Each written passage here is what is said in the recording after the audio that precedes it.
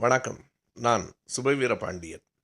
தகவல் தொழில்நுட்பத் துறையில் பணியாற்றும் உதயகுமார் சிற்றுழி என்று ஒரு சிறு நூலை வெளியிட்டிருக்கிறார். ஆடம்பரம் என்பதற்கு அந்த நூலில் அவர் தந்திருக்கிற விளக்கம் புதுமையானதாகவும் எண்ணத்தக்கதாகவும் இருக்கிறது.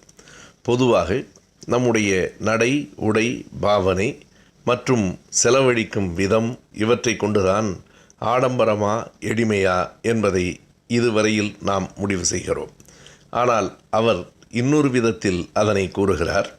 அறிவியல் கருவிகளின் மீதும் பயன்பாட்டை மிஞ்சி மோகம் கொள்ளுவதும் அவற்றையே சார்ந்திருப்பதும் கூட ஒரு விதமான ஆடம்பரம்தான் என்கிறார்.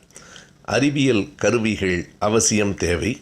ஆனால் அவற்றையே நம்பியிருப்பது அல்லது அவற்றோடு சேர்ந்தே வாழ்ந்து கொண்டிருப்பது என்பதெல்லாம் ஆடம்பரத்தின் அடையாளம் என்கிற அவருடைய நுட்பமான பார்வை கண்டிப்பாக இன்றைய உலகின் தேவையாக இருக்கிறது.